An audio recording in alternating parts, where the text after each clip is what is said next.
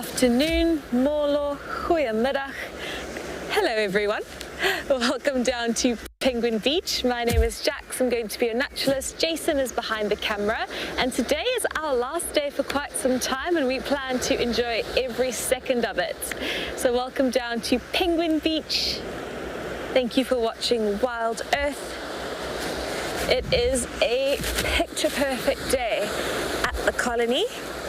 And we want to talk to you. It's our last day to talk to you for a long time, so please do send us in your comments and questions.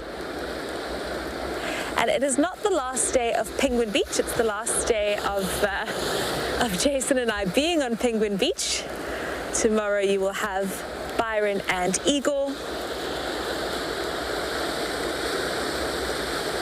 Today is, in fact, the last day of our conservation conversation, so we're going to finish off our stint, Jay and my stint, talking about penguin conservation and ocean conservation.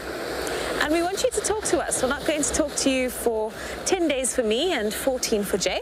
So send us in your comments and questions, and you can do that either by scanning the QR code that we're going to put up on the screen. What you could also do is you could head on over to our website and you could register on the website there.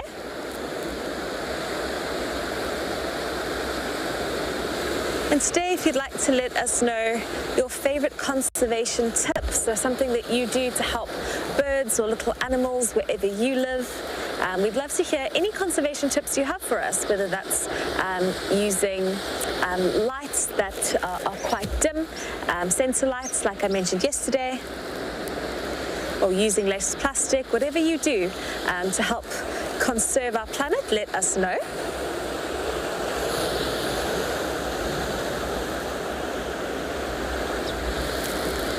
And we will very soon be showing you the weather forecast. So let's go and have a look at that quickly.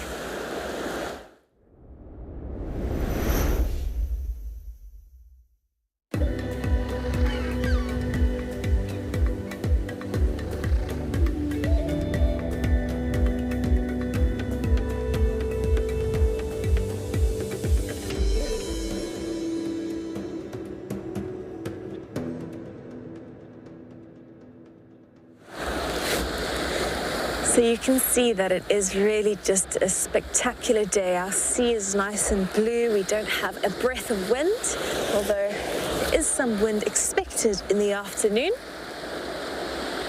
We couldn't have asked for better weather for the last day of our stint. And Jay is going to have a look in the kelp forest just below us. You can see the penguins are sitting on the rocks. The waves are coming in. And we've had this unanswered question for a couple of days about when the boardwalk at Stony Point was set up. And I have tried to have a look and haven't been able to find a single thing. And I spoke to one of the guys from Cape Nature today, and he says the boardwalk was put up when the sulfur tower was put up, which was about 20 years ago. So Stony Point was declared a sort of a penguin reserve in 2001. So I believe that the boardwalk was set up in 2001, and the money that was paid to the municipality for the cell phone tower was then used to erect this boardwalk. So that's what I believe to be the case. Should we find out anything else, we will definitely be letting you know. And there's some exciting news. Kirsche is going to be joining you guys on Sunday and Monday. So Kirsche is going to start doing the weekends. So I will see you from Monday to Thursday. You'll have Byron on a Friday. And then Kirsche will be hanging out with you guys on the weekend. And I think she's going to be just so amazing with the rocky shores. I'm so excited for her to be joining our team.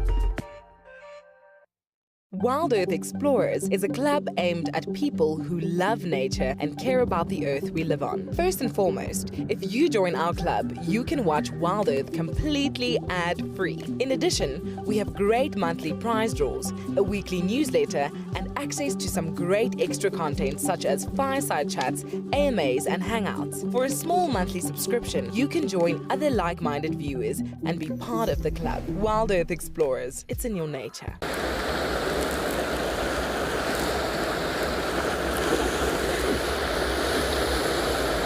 And Jason has found a tense scene here, where we've got two adults who are squaring each other up and a juvenile who nearly got into the middle of the fray.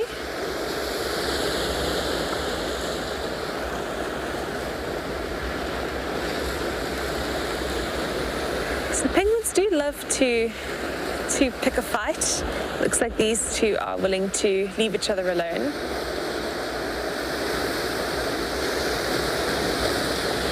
Nina, it is certainly a tuxedo Thursday. Down here we've got all of our very smartly dressed adults.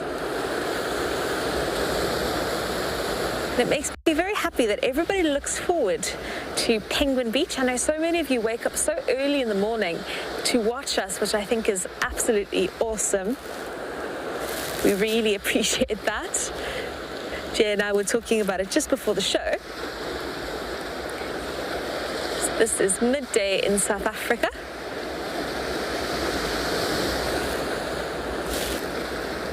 But we know that you all watch from all over the world. I do wonder if this penguin is willing to take the jump, or if he's a bit nervous that the other penguin is going to bite him if he does.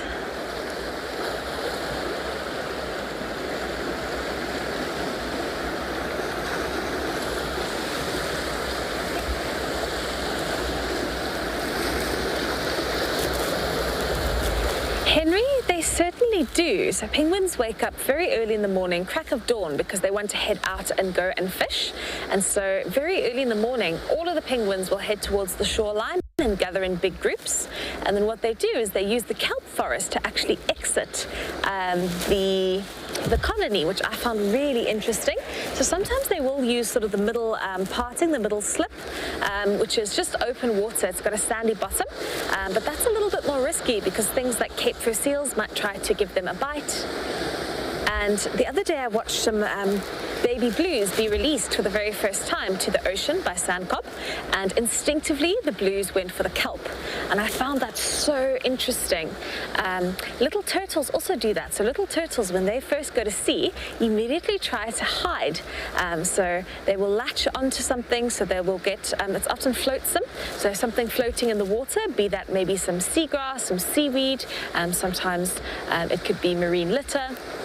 It could be, you know, a log, but they will try and hang out with something else to be able to evade predators, because other objects will disguise their shape. And penguins use the kelp to do that, to be able to evade predation as they leave the colony. And Cape fur seals do the same thing for great white sharks. They use the kelp to leave the colony, and great white sharks also use the kelp to sneak up on seals. But you'll see with the ocean, it's really amazing. Most small creatures will find something to hide in or under or next to. And so wherever you have anything floating in the middle of the ocean, that's often where you'll find your life. You'll find little fish living underneath something, little turtles, barnacles will then attach. And then sometimes your larger animals will come in and have a look at it.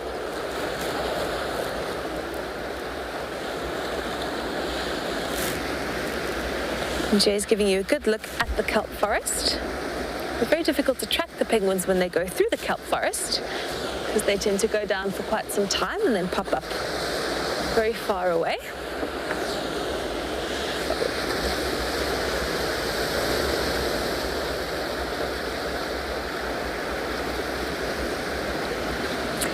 Lisa M, so penguins would never really eat kelp just because they are predators by nature, and so kelp is not going to give them the things that they need. They need a lot of oil, they need the flesh of fish to be able to survive. So it's kind of like a lion trying to eat grass. It's not going to suffice.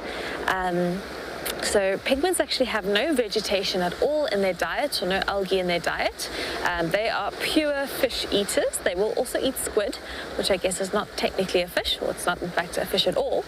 But they want their high protein, high fat, high oil diets because that's what they need to be able to survive. They expend a lot of energy as a predator, and so they really want high nutrient dense foods, or very nutrient dense foods, to be able to go about their days. And let's go to our unanswered question from yesterday, where we were talking about penguins communicating under the water. And I managed to actually find a couple of those papers, and Alistair McInnes was involved in some of those papers.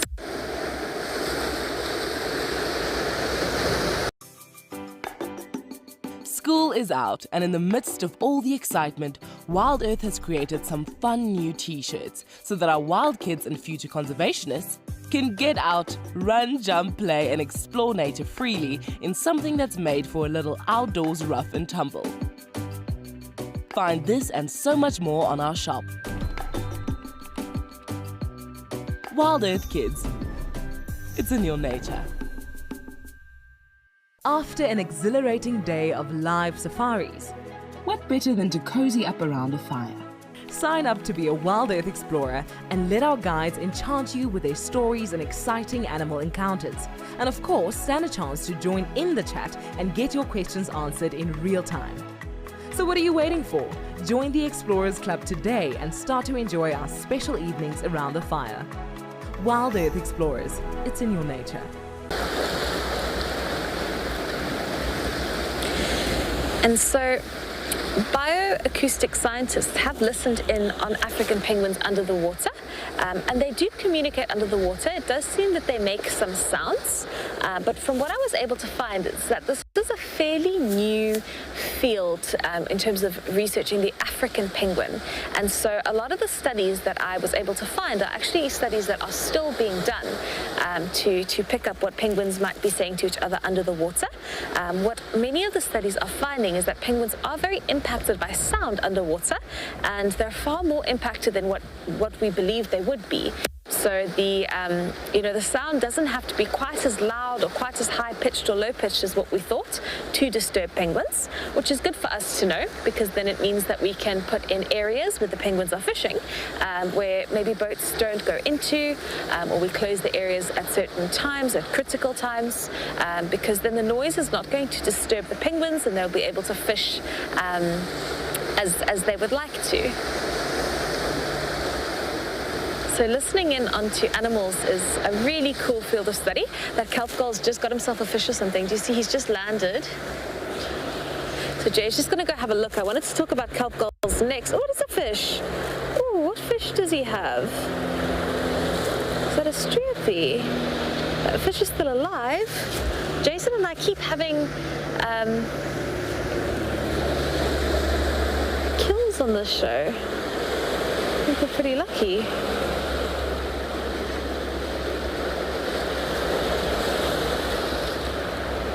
This is really interesting. The kelp gull just broke off a tiny bit of the fish and swallowed it. I think he's trying to break it apart. I think he doesn't want to swallow it whole. That is definitely not a clipfish.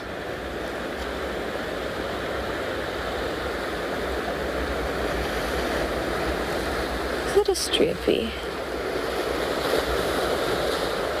I think it might just be. Don't know if that fish was alive or dead when the kelp gull picked it up.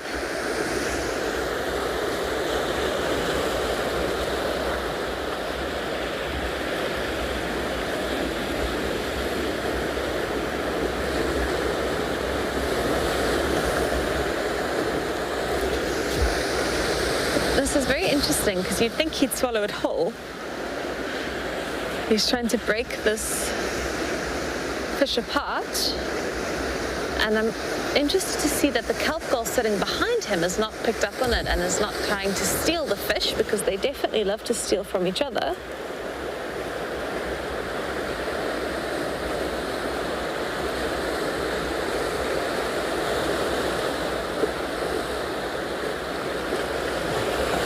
So it sounds like you guys are enjoying this as much as what we are. And if you would like to tell us what you're thinking, you can always send us your comments and questions.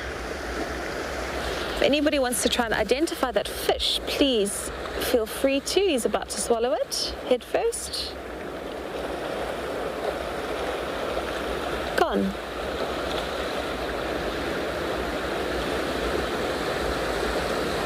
That's very interesting. That was very cool to see. That was amazing. Well done, kelp gull.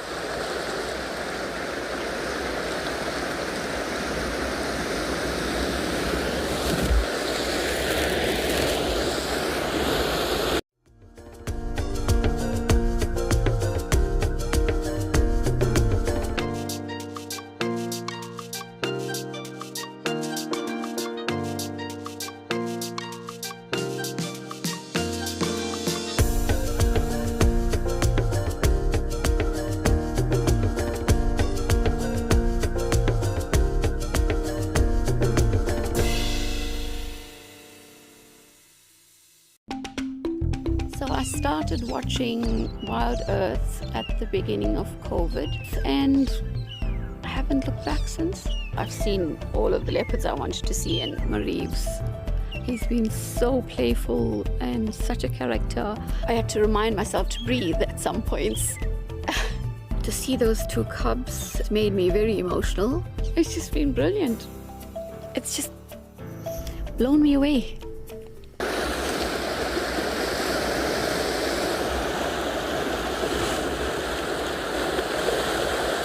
So we were watching a kelp gull devouring its lunch. I thought it might be a streepie, but I've just had a look, and a streepie is a bit light in colour, and colour is not always great with oceanic animals, but I don't think it is a streepie. So I might have a look and see in the book, and I might let Byron know for tomorrow if it's something I'm able to identify. But let's talk a little bit about kelp gull conservation. So kelp gulls breed in the same place as African black oyster catchers and white-fronted plovers. And if you missed out on some of that gull's feeding, or you don't want to miss out on exciting moments like that, something that you could do is you could watch these shows ad-free by signing up to be an explorer. So there's several different packages that you could choose depending on what suits your budget, and that would allow you to watch our shows ad-free. You can win monthly prizes. It gives you access to AMAs and your fireside chats and all those fun sorts of things. Some behind-the-scenes information. So if you would like to become an explorer, you could scan the QR code. And if you scan that QR code, it will take you to where you need to be.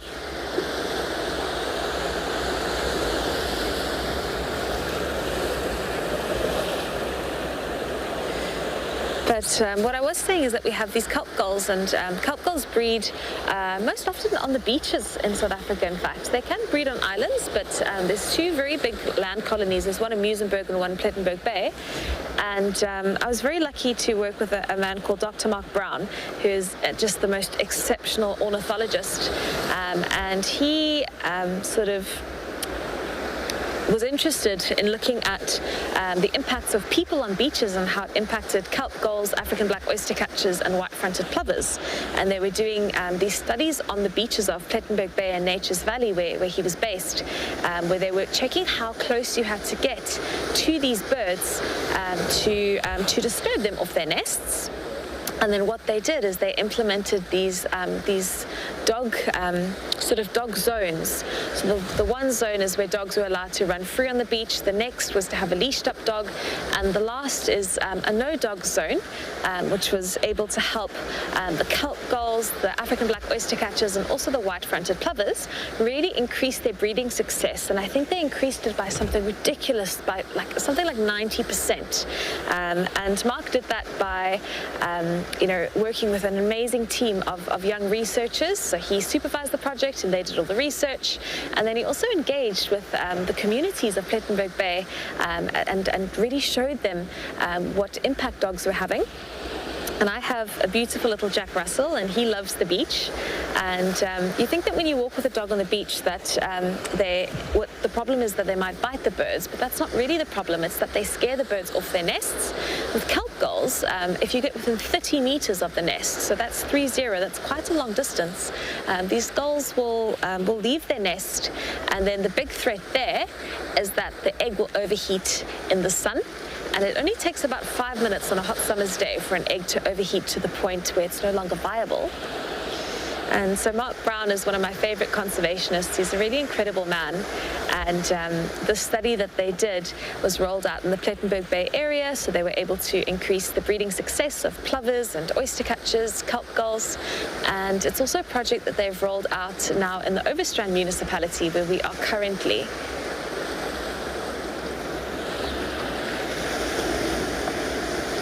And kelp gulls are not an endangered species. They're actually doing pretty well.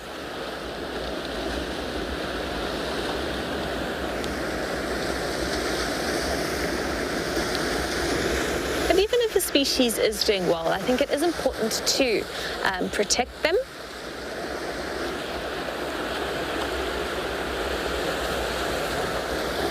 We are offering our explorers another extraordinary WildEarth experience. Explorers stand a chance to win a 3-night stay for 2 at Amakhala Game Reserve, picturesquely situated next to Addo Elephant Sanctuary Park. Enjoy an authentic bush lodge experience in the luxurious Woodbury-tented camp and feel the heartbeat of Africa on exhilarating safari drives. Sign up to be an explorer today, and you might soon be off to this untouched safari destination with WildEarth. It's the finale of the Ranger Race. Come join us to see which guide has won the chase. Join Rexon and Tess and a very special guest. Who could that be? Come along and you'll see. Let's chat about how you can join WildEarth. At Eco Training, you can show us your worth. We'll talk about guiding and Ranger Race combat. We'd love to see you at our fireside chat.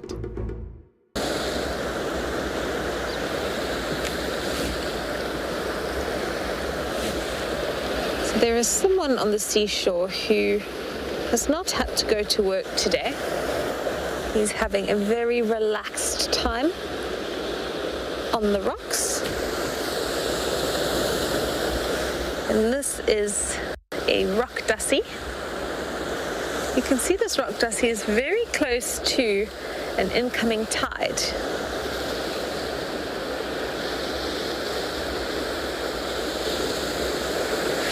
Yolanda, so these rock dussies like to hang out in between the rocks. So there's lots of rock crevices here, and so they'll live in colonies. So you often have a dominant male, and then you've got all of these related females that will live with him.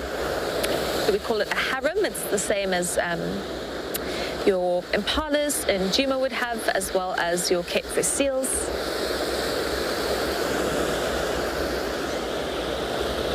And this dussie is just really enjoying today's sunshine and the lovely weather that we're experiencing.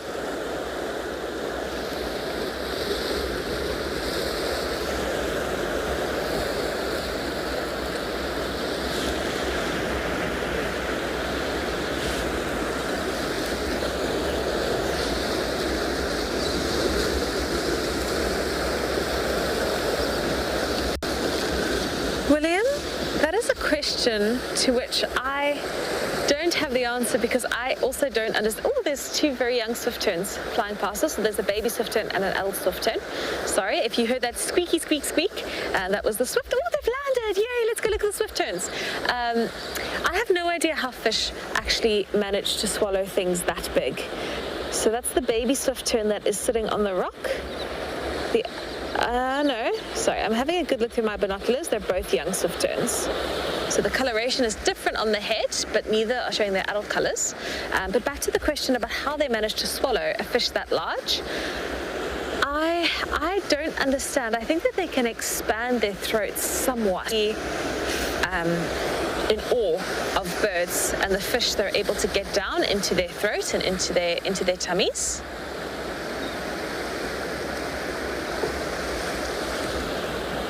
So it's so cool to have this young swift tern sitting on the rock.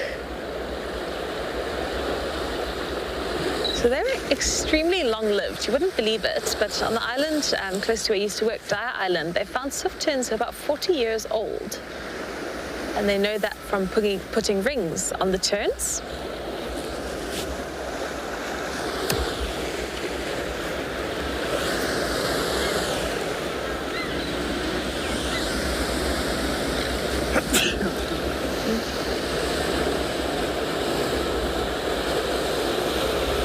And this tern is just taking a break and he's sitting on his rock. Jason just sneezed and Sikle heard it. So Sikle is just blessing Jason. Jason says thank you. It's not often that we sneeze, but very often if you walk through the colony, you actually hear the penguins sneeze.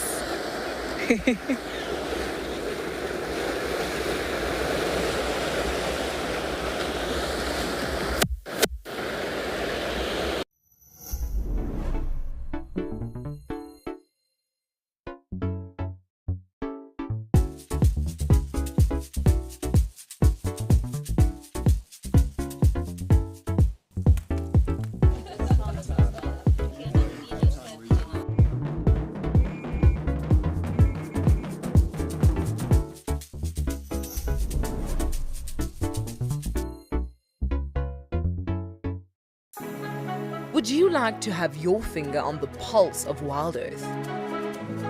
Are you curious about what happens behind the scenes? And would you like a catch-up on the best moments from the week, delivered straight to your inbox? How cool is this? And oops, don't lose it. Then it's time to join the Explorers Club and receive the weekly newsletter. Head over to our website to find out more.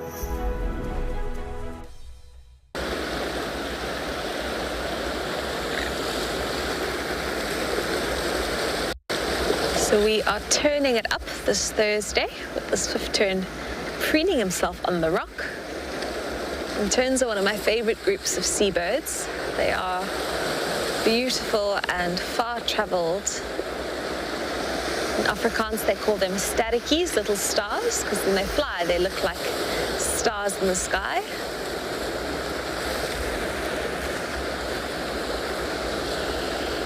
And swift terns are a very vocal species, so you often hear them twittering by. And I think this guy is closer to his adult colors than the other swift tern who's disappeared. Although I can hear a swift tern. Just don't know where.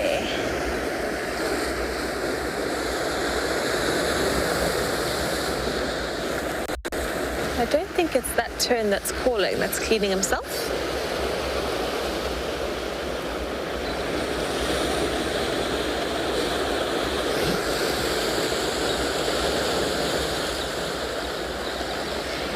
Amy, so that's a really good question. So the second swift tern has just landed. So terns are, I think they're much better flyers than gulls, I would say. That would be my first comment. Terns are a very lightweight species. The tern is not tittering. So they're very lightweight. Terns, one of my favorite things I'd say about terns is that terns don't really swallow fish out at sea. So they tend to carry fish. Every tern species that I've worked with, they tend to carry fish back to their nest instead of just swallowing them out at sea, especially if they're going to be feeding their chicks, which I think is really special. I'd say they're far less robust, so your kelp gulls have a very robust beak. They exploit fairly different food sources, so your terns mostly like very small schooling fish, so they like mostly I'd say anchovy, sometimes sardine, they might have some red eye, where kelp gulls will eat anything and everything.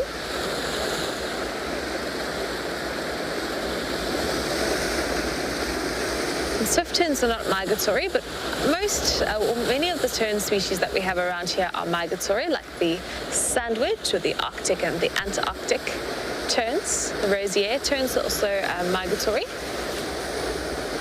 If I'm thinking of migratory gulls, the only migratory gull we really have here would be the sub-Antarctic skua, or perhaps also the parasitic jaeger. Jaegers, skuas and gulls fall into the same family.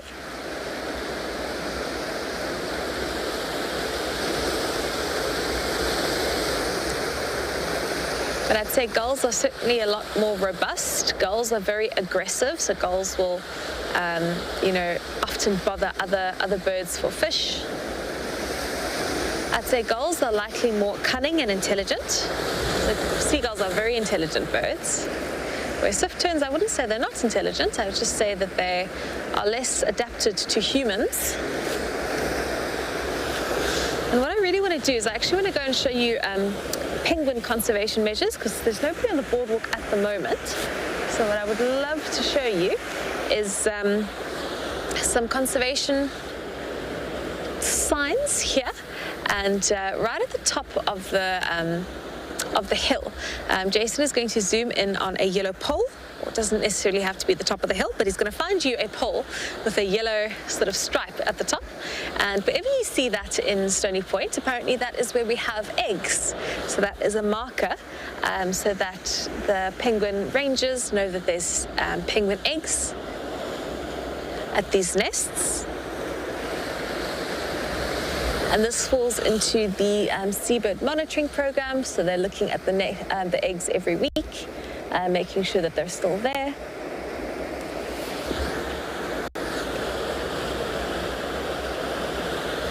So that is another conservation practice done here at Stony Point. And another that we haven't spoken about is actually the artificial penguin nest. So I'll see if Jay can find us an artificial nest. Oh, he's found us a male rockagama. So we'll wait for the nest for a bit and look at this igama sitting on top of his rock, likely advertising his territory. So the igama has a blue head, the males, and he's doing push-ups for us now. So he's showing off that this is his place. He's showing off to potential females.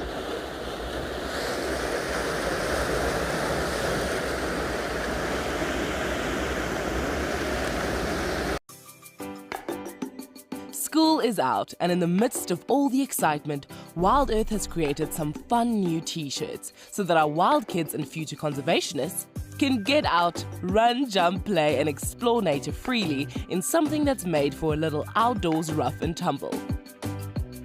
Find this and so much more on our shop. WildEarth Kids. It's in your nature.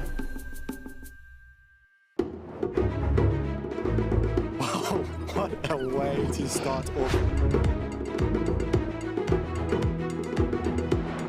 Look at that. It's amazing. This is so exciting. Oh, awesome. There you go, there you go. Heart is pumping right now. Look at that.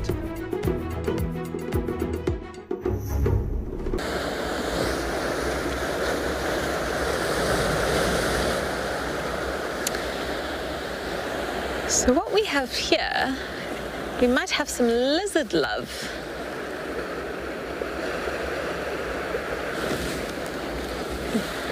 Leroy, so it looks like he is working out, and I think those would be his pec muscles. I don't gym, so I don't really pay attention to the muscles of the human body like I do of animals. But what I'm noticing, and Jay's also noticing, is that there's a female agama who might just be interested but she's also sitting on that rock, so she's a lot smaller, she's a lot paler in color.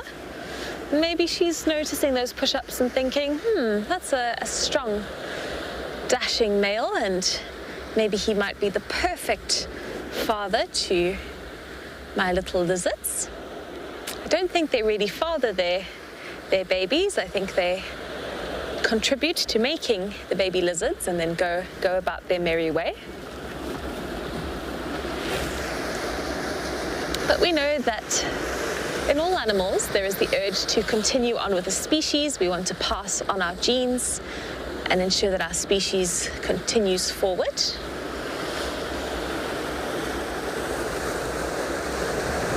And he's ready to breed, so you can see that because his head is blue and he's got that white stripe down his back. The females, I'm not sure that there's anything that indicates to us that they are ready to have eggs.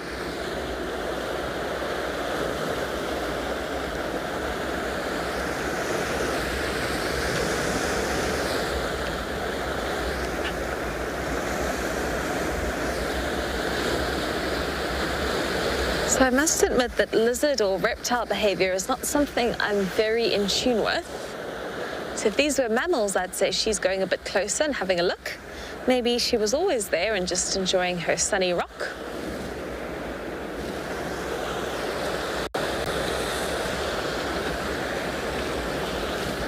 Doesn't look like she's really going much closer.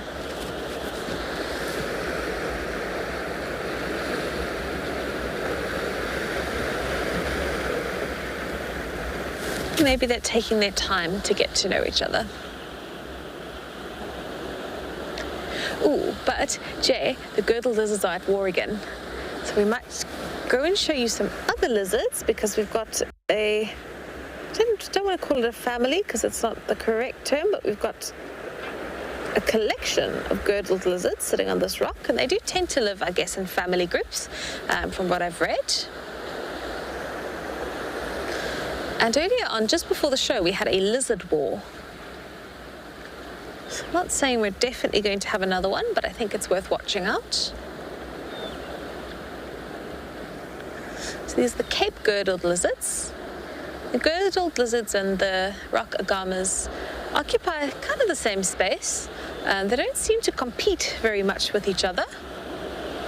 They both eat vegetation and small insects. But both populations seem to be very healthy and happy here. And they'll live inside the crevices. I think the agamas lay eggs, but the girdle lizards, I believe, give live birth. They're oviviparous. So they'll have eggs in the body, and then that will hatch into live little lizards. But I want us to go have a look at a blue. Oh, he might just be going into his nest.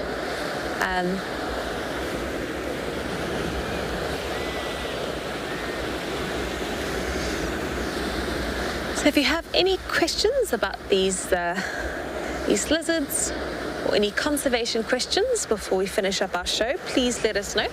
And then we're going to put a QR code up for you now to scan, and we can finish our last 20 minutes with a couple of conservation questions. I think that would be lovely. We've got a blue who is outside his nest, and I want to talk about these artificial penguin nests because that is a really cool conservation practice that was started because what we did is we took all the guano off of penguin islands, and penguins used to burrow into their guano.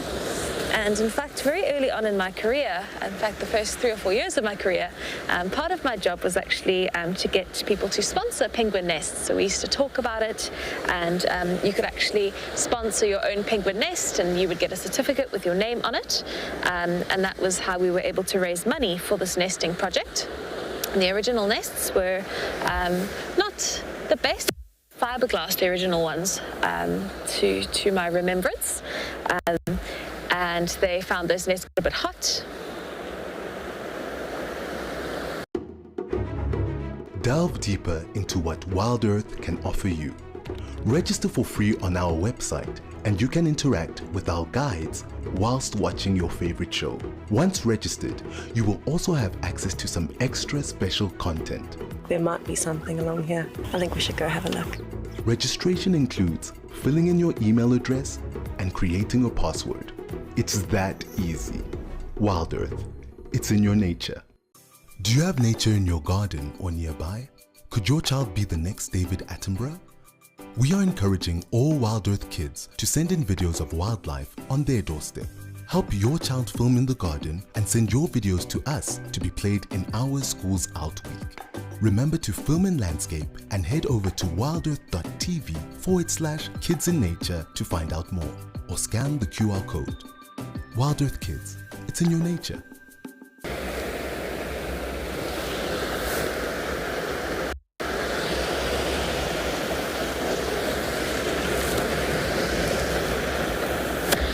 Jay and I are just having a look at this penguin nest, and we've got a penguin sitting on the side of this artificial nest. And it is one of the conservation programs that was put in place pretty early on in African penguin conservation to make up for the lack of guano. And on these rocks, there would never have been guano deposits because there weren't penguins and cormorants and things living here before. But on some islands, the guano used to stand 10 meters tall, and we harvested the guano to use as fertilizer. We called it white gold. Not realizing at the time that that we were doing something bad for penguins. And I've mentioned this on the show before, but I think you know, as we travel through this life, and I think throughout history of the planet and humans being on the planet, we've realized sometimes that what we were doing before wasn't that great. And we all do things, I think, that are not always fantastic. And I think it is our duty as people and as custodians of this planet to take note of when we're not actually doing things that are helpful and we're harming the planet, and when we have the information to do better, that we do better. So if you find out, for example, that you know, plastics are not so bad, or not so great for the ocean, you could start to use less plastic. I think we're moving towards a far more ethical society where we realize when we're doing things wrong and we try to rectify that. And that is a conservation practice. It's always trying to be a little bit more ethical, a little bit more sustainable. And we are learning these things every day. Wildlife filming is very different today than what it was 20 years ago, because we know now that we should not be impacting animal behavior, that we need to be watching animals as they are.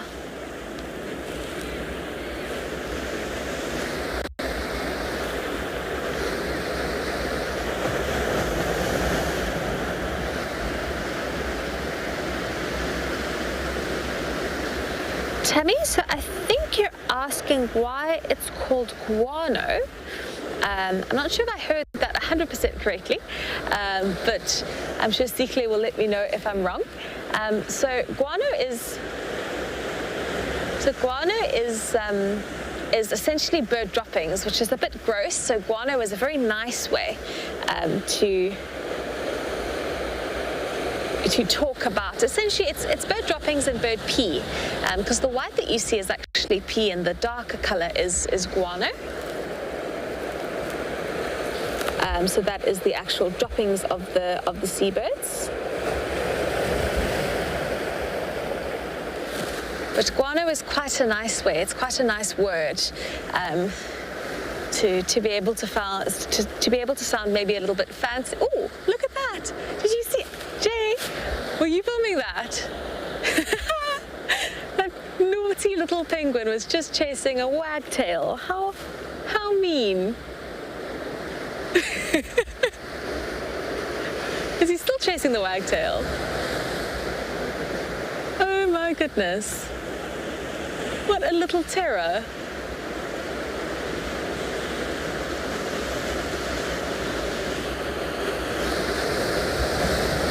That was so funny.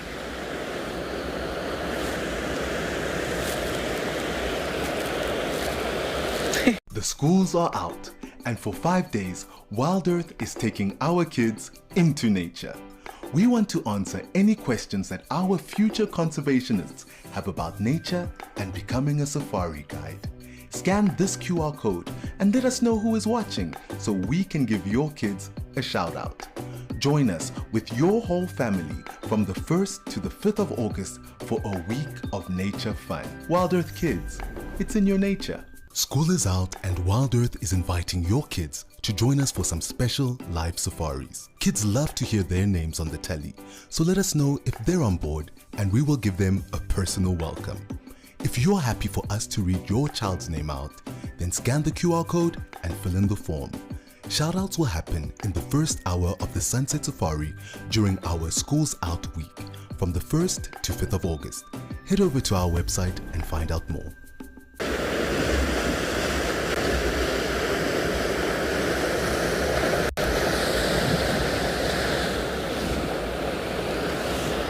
But Jay and I are watching a little blue penguin who was terrorizing a wagtail, and now he's looking for his next victim.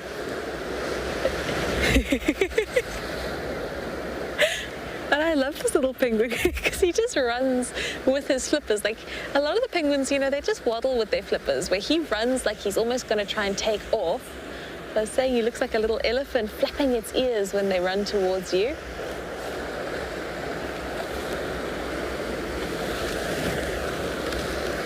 And baby animals, when they are first born, are boring.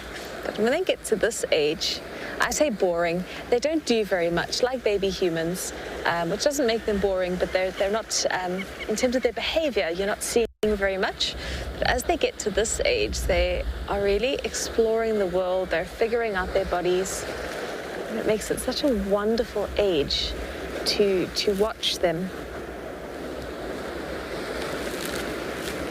You see how every time this little guy walks, his flippers are splayed. He's like open, and really is such a funny little thing.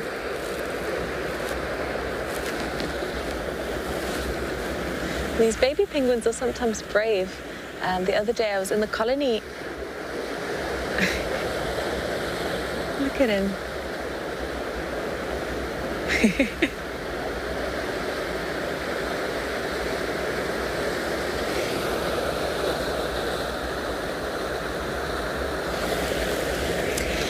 Laura, so there's a lot of ways that you can actually help African penguins. So one of the things that you can do is to not buy products that have things like anchovy or sardine in them, because that is penguin food. You could use less plastic, because penguins swallowing plastic is a little bit of a problem. You could donate to organizations like BirdLife South Africa and other people who are studying penguins and trying to put in better laws. If you are a lawyer, or if you're young and looking to make a difference, you could study something like environmental law and get involved in policy making. When there are petitions and when government does ask for public interest on penguin issues, you could register as an impacted party and share what you think is important. You could email your local government or even higher government levels. I think you could also educate your friends. I think that's a big thing, is most people don't know that African penguins are endangered and in trouble. And so I think that that's one of the best things that we can do, is actually educate others and tell your friends and tell your family what is happening to penguins and also how they can help. And I am a huge believer in the fact that every little act that we do makes a big difference. You get a lot of people who think, oh, it's just one straw, it's just one plastic bottle.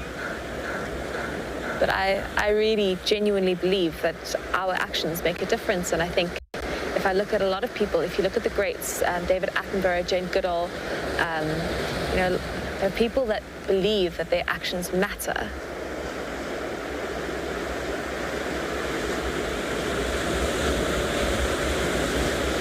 And I forgot to mention Sandcob. You could also support Sandcob, which is really cool. So you could volunteer for Sandcob, or you could save your old towels, because they always need towels to help look after their seabirds. You could donate fish and adopt penguins. If you head over to the Sandcob website, there's actually lots of ways that you could help them out there.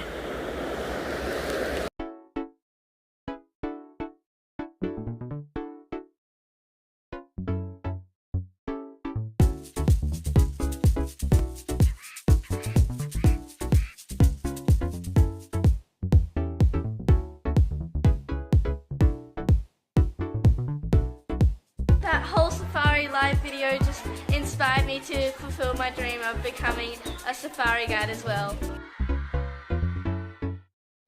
Here on WildEarth, we love it when you interact with our guides while they are live. In order to do this, you must head over to wildearth.tv/questions and submit your questions, comments, and suggestions. Simple as that.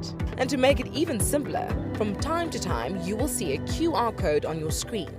Open your camera phone and scan this code, and it will take you straight to where you need to be. We look forward to answering your questions on this channel.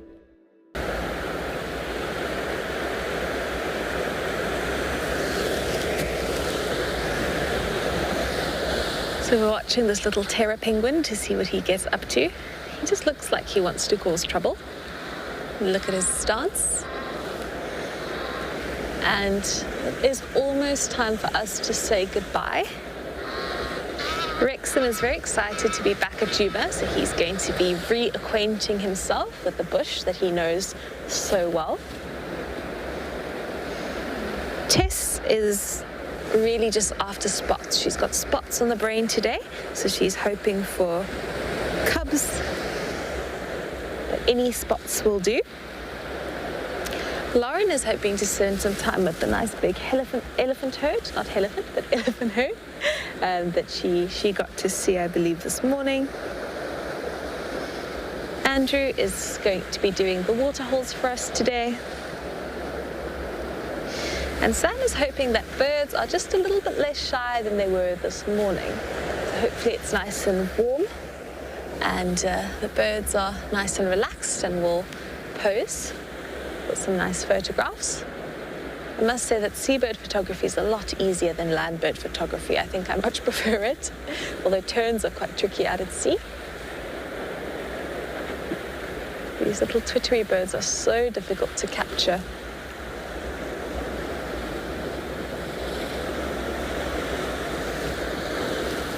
There's lots of plans for our safari session this afternoon. Jay has found us a white-breasted cormorant. I do wonder what happened to our dearest Captain Beaky. I wonder where his raft is. I hope that their trip is going well, that their voyage is prosperous.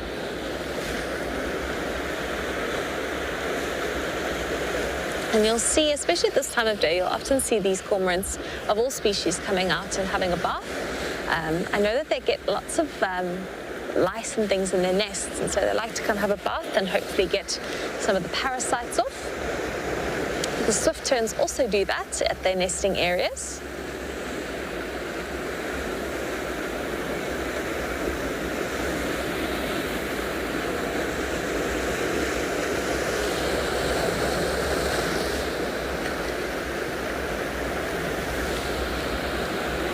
You'll see that cormorant's a little bit heavy, so it takes a bit of effort to be able to fly. One of my favorite things with these seabirds is when they're really, really full, because they've eaten really well, and then you can actually see them physically struggling to get lift because their tummies are so full.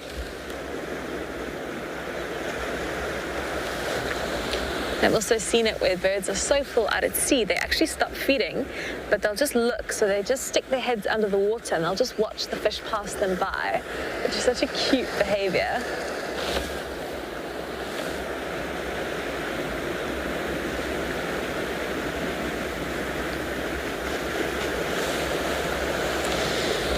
Over the next 10 days, you're going to be hanging out with Byron and Kirsha.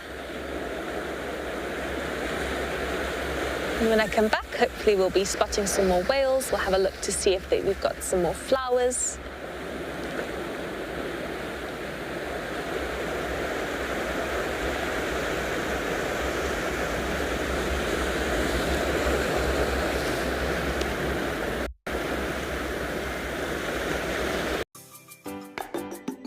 School is out, and in the midst of all the excitement, WildEarth has created some fun new t-shirts so that our wild kids and future conservationists can get out, run, jump, play, and explore nature freely in something that's made for a little outdoors rough and tumble. Find this and so much more on our shop. Wild Earth Kids.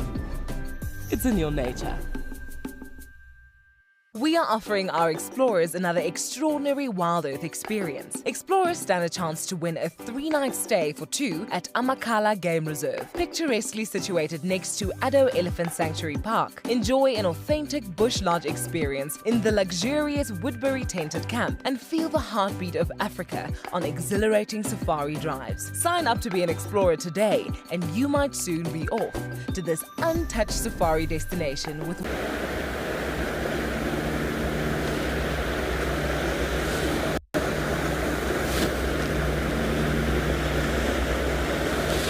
Jason has found us some relaxed penguins on the seashore to spend our last little bit of time at Penguin Beach today.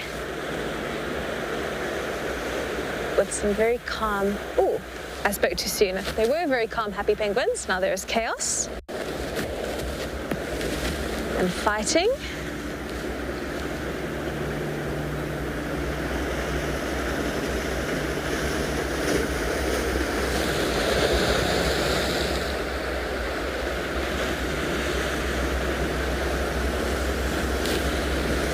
Louise, I always find that animals do.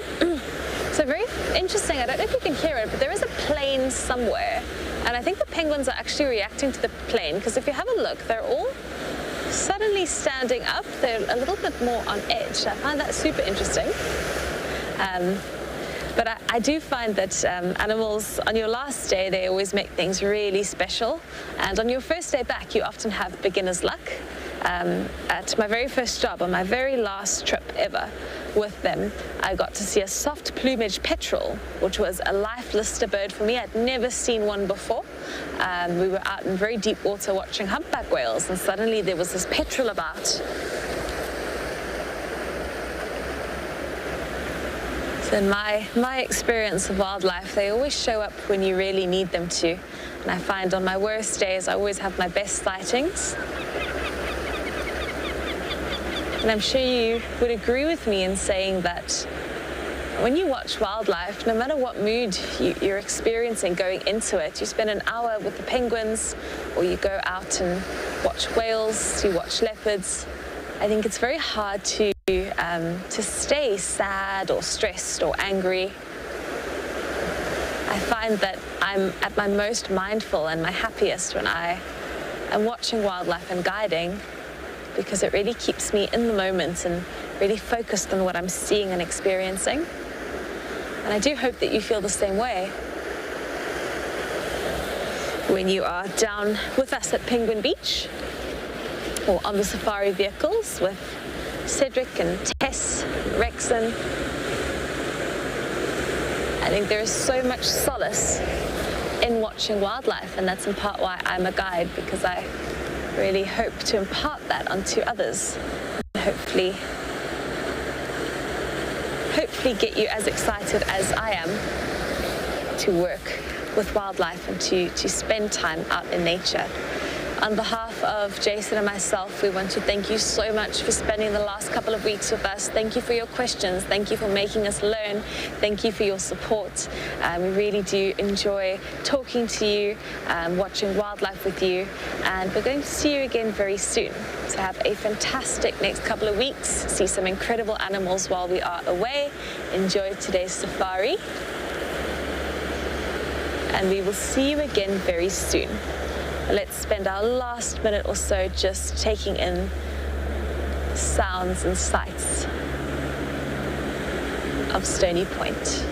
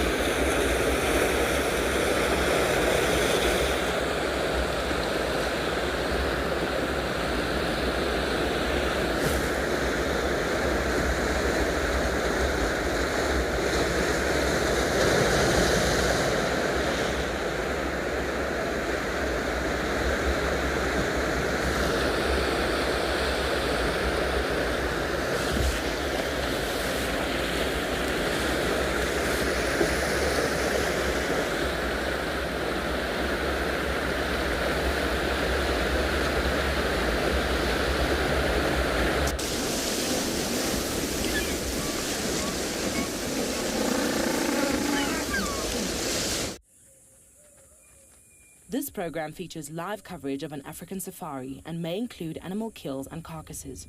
Viewer discretion is advised.